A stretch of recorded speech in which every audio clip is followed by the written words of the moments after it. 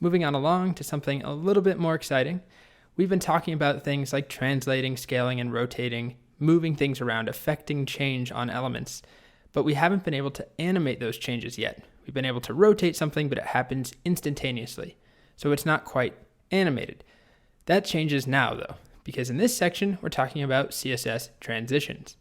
So transitions allow us to control the animation speed, the timing, the acceleration, and a couple other properties when changing CSS properties on given elements. So here's a little bit of an example.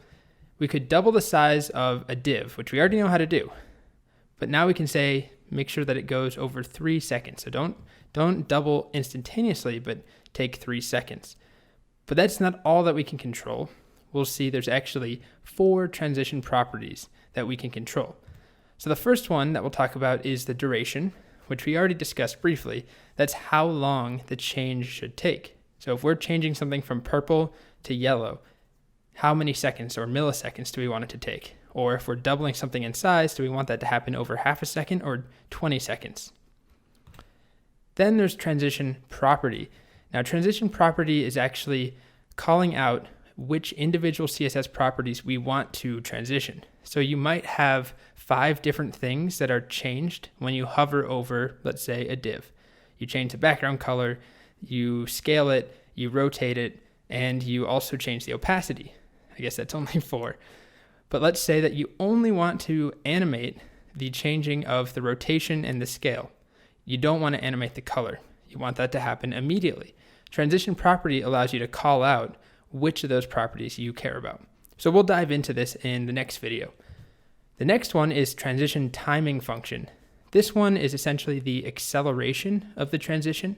So given, let's say, 10 seconds for a duration, we're animating the background color over 10 seconds. We could animate it in a bunch of different ways. Do we want it to happen linearly over those 10 seconds? Or do we want it to change 90% of the way very quickly and then the last 10% take a long time?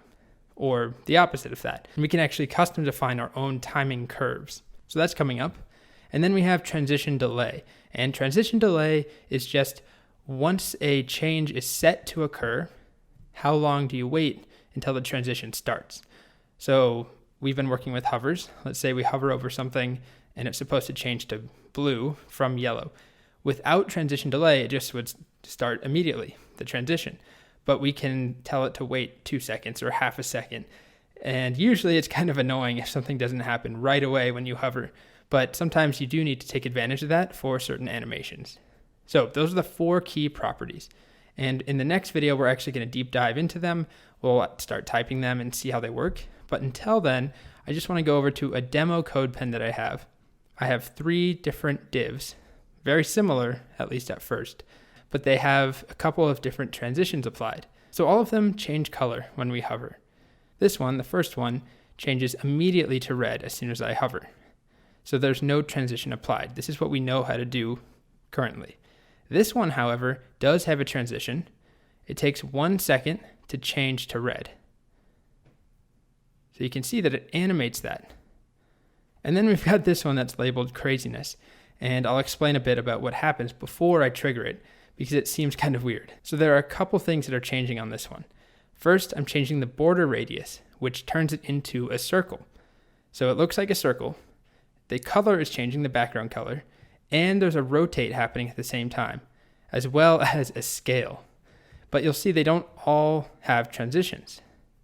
And on top of that, there's a delay that happens. So I'm going to hover right now.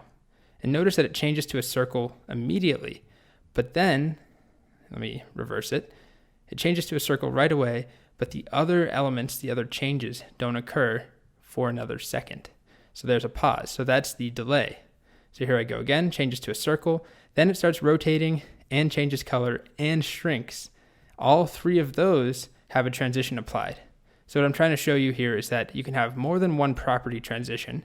In this case, we're changing the color, and that's transitioning nicely. We're changing the size using transform scale that we just saw. And then we're also rotating it using transform rotate. And then the 4th thing that is not being transitioned is the border radius.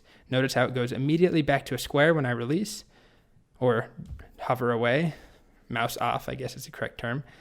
And then when I hover over it, it immediately turns to a circle. There's no smooth transition. It doesn't take any time at all, unlike the other properties. Okay, so not the best experience, obviously, to have this on your site, but it kind of combines everything that we're going to see how to do in this section. And before we actually dive into the code in the next video, I just want to have a quick pep talk. We will be building something more exciting, more interesting than rotating circles and squares in this case. We'll be building up to a more complex animation, a couple of them later on in this section. But we got to start with the basics. Okay, so let's get going.